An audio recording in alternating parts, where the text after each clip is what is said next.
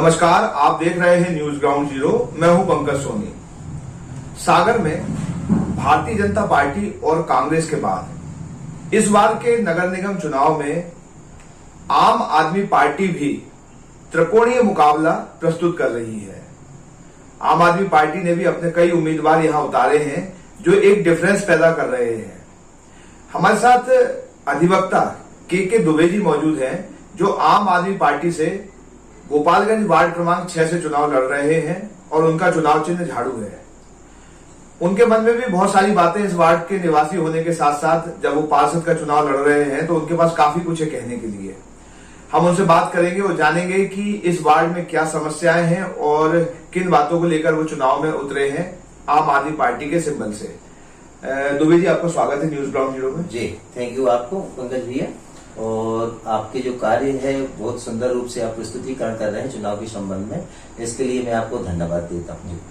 हम ये जानना चाहते हैं कि अधिवक्ता है आप, ये सवाल हमने भी पहले एक अधिवक्ता से किया था कि आपको चुनाव मैदान में आने की क्या जरूरत पड़ी, क्या दिक्कतें ऐसी आई कि आपको लग रहा है कि आपको भी चुनाव मैदान में उतरना चाहिए?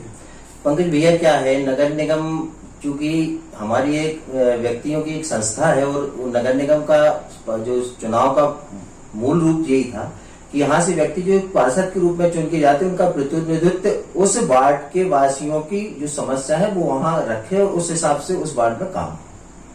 क्योंकि हम कई सालों से मैं यहाँ का स्थायी निवासी हूँ, श्री राम कॉलोनी गोपालगंज का, और हमने यहाँ कई पार्षदों को लगातार जीतते हुए देखा है, परंतु हमने अपने समय से आज दिनांक तक ये नहीं देखा कि कुल बजट कितना आया और बजट में कितना खर्चा हुआ। आज दिनांक तक ना तो वे दैनिक न्यूज पेपर्स या इलेक्ट्रॉनिक न्यूज को आज तक प्रस्तुतिकरण नहीं कर पाए वो। और इसका मूल कारण ये होता है कि आम जनता को यहाँ की जो उपभोग अपनी जो टैक्सेस राशि है उससे जो सहूलियतें नगर निगम को देना चाहिए वो देने में नाकाम रही है।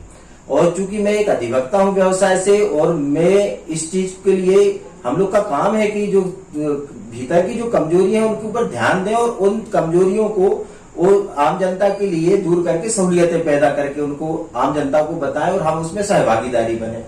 पर हम कई वर्षों से देख रहे हैं कि आदमी आते हैं, हम लोगों ने उनका समर्थन भी किया, कई बार जीत के भी गए लोग बाग, परंतु जीतने के पश्चात होता क्या है कि जीत गए परंतु यहाँ की समस्याओं का कोई आज तक स्थायी निराकरण नहीं हो पाया।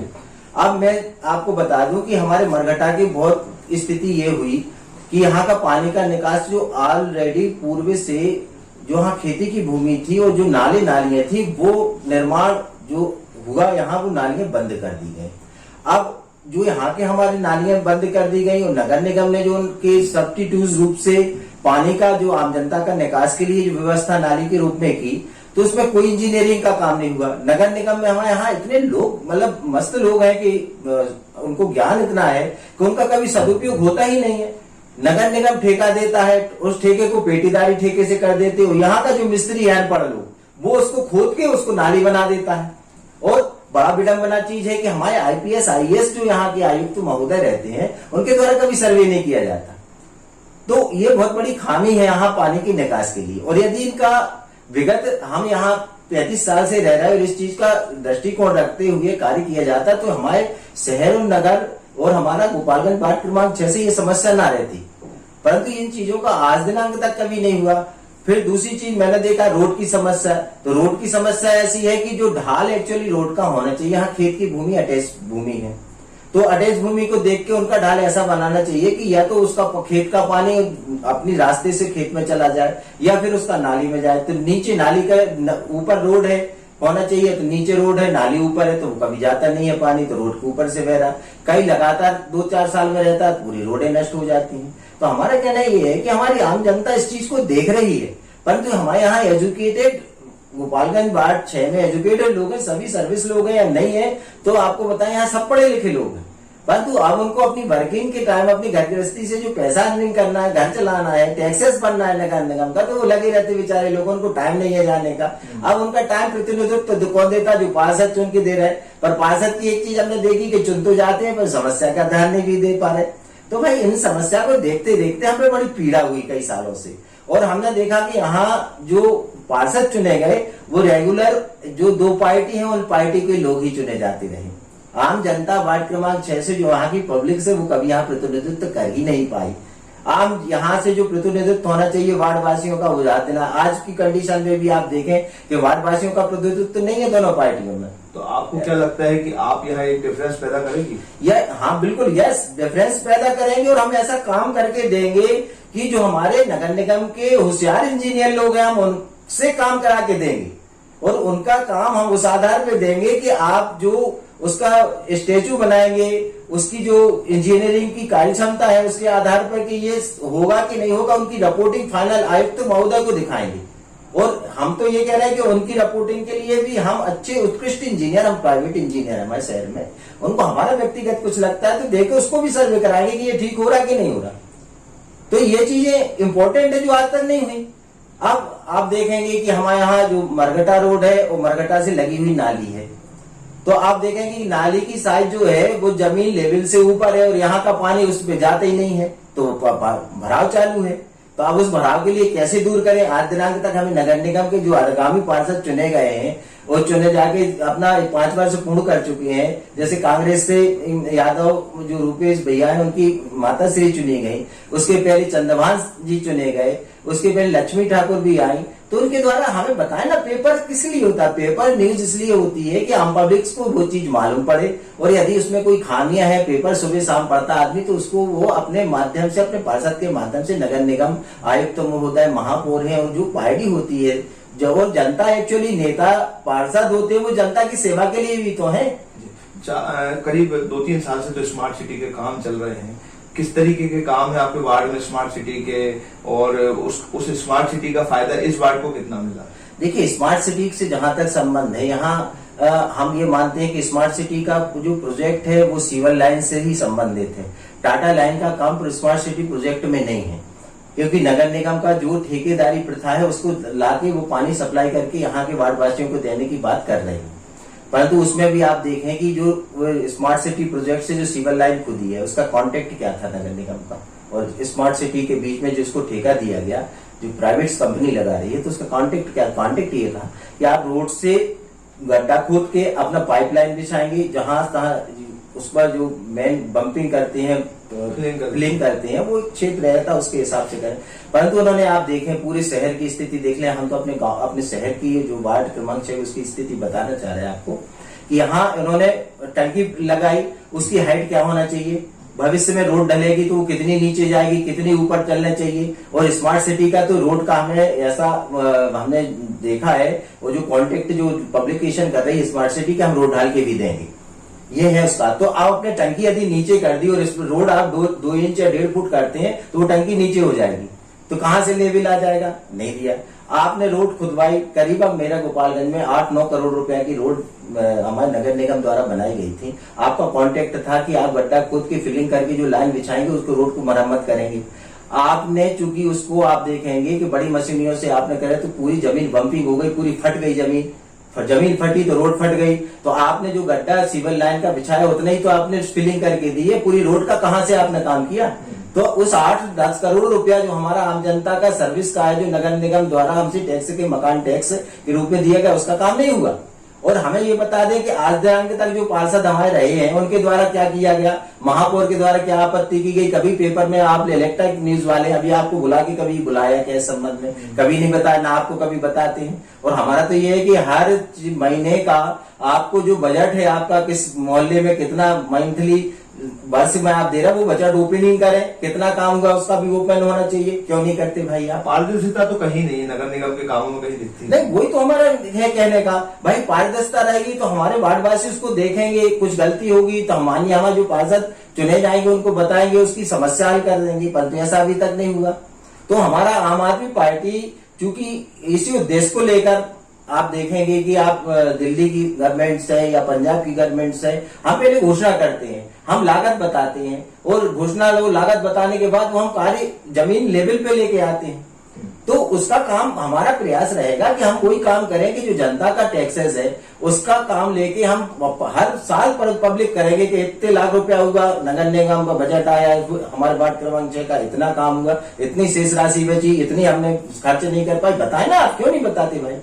और हमारा तो ये है कि विधायक से लेके मानिए हमारे संसद जी लोगों को बताने की शुरुआत करना चाहिए, तो नीचे वाले सुधर जाएंगे उसके लिए।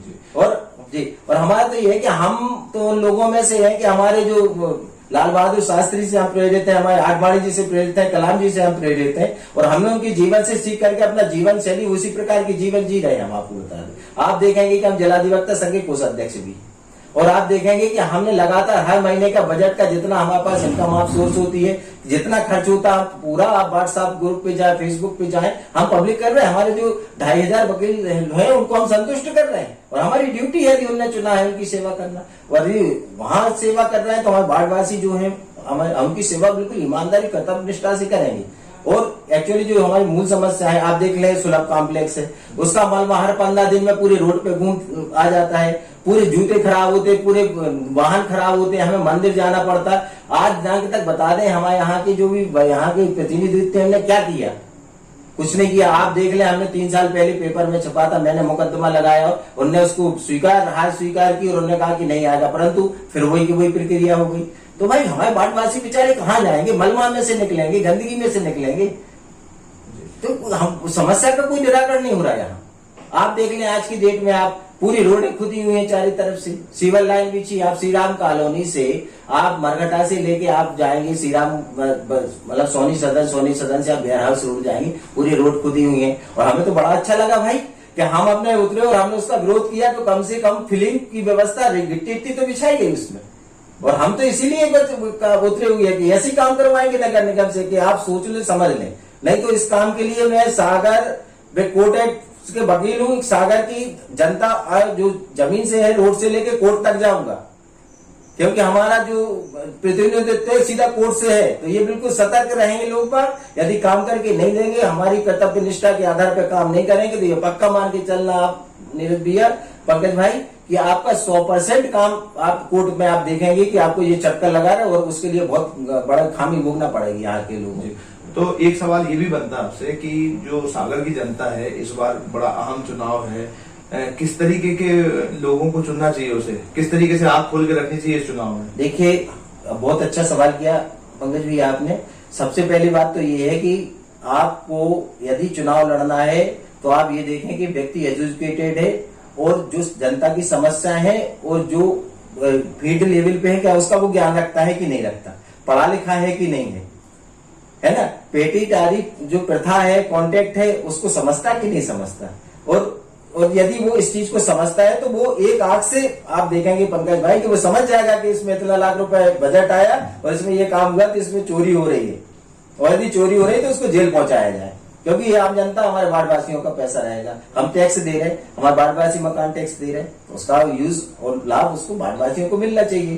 तो ये दूरदृष्टि है, पढ़े लिखे लोगों को आना चाहिए, आम जनता का जो समझदार है ऐसा नहीं है। और एक चीज तो मैं आपसे और निवेदन करना चाहूंगा कि जो आज चुनाव प्रचार की जो प्रक्रिया हो रही है, सामने मैं देख रहा हूं कि आप एक वरिष्ठ लोगों को लेके हमारे वार्डवासियों के रूप में निकल रहे हैं आप लेके, तो उनमें जनता को देखें कि उन लोगों की भीड़ को काम नहीं करनी है हमारे मोहल्ले में। व्यक्ति जो पर्सन व्यक्ति जीत के जा रहा है, वही ज्ञान अपने विद्युतता से काम करेगा आपके ये लोग नहीं आएंगे। परंतु ये देख ले कि ये जो जनता घूम रही है 10-10, 25-25 लोगों को लेके झंडा लेके, ये काम नहीं करते कभी जीवन में। ये व्यक्ति हमारे वार्डवासी पहचानते क्योंकि एजुकेटेड है, और हम तो ये कह रहे हैं कि इसी आधार पे व्यक्ति को वोट करेंगे वो लोग। मतलब ये पूरा व्यक्ति के आधार पर वोट है। और हमारी जनता, हमारे वार्डवासी, वार्ड क्रमांक 6 के लोग सभी पढ़े लिखे, 90% लोग पढ़े लिखे हुए।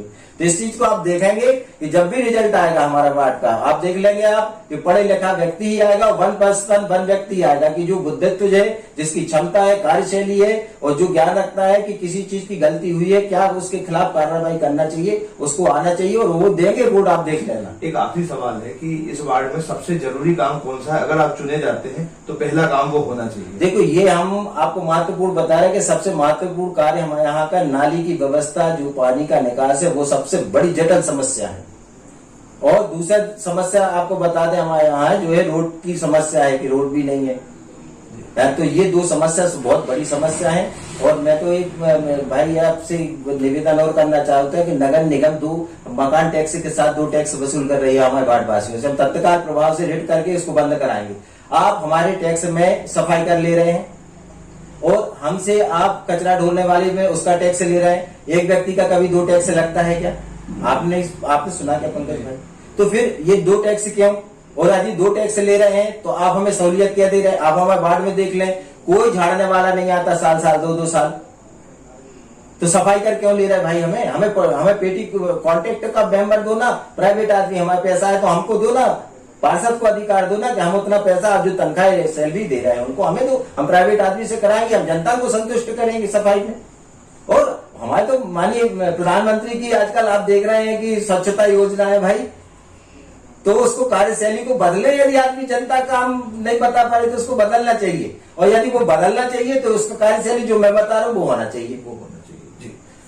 तो ये थे के दुबे जो बता रहे थे कि इस वार्ड में पिछले कई सालों से नाली की समस्या है, रोड्स की समस्या है, शौचालय की गंदगी चारों तरफ बहती है, ये समस्या है। तो आप ये भी देख सकते हैं कि वर्षों से यहाँ पार्षद चुने जा रहे हैं पर ये समस्याएं जस की तस हैं और विकराल होती जा रही हैं। तो निश्चित तौर पर आने वाला समय है, जनता को भी ये विचार करना चाहिए कि कौन ऐसा व्यक्ति हो सकता है जो उनकी समस्याओं को दूर करेगा, और दूर करने में दिन रात एक कर सकता है। तो आंख खोल के वोट करने का समय है, देखते हैं जनता क्या फैसला लेती है। Pankaj Soni, news ground zero, सागर।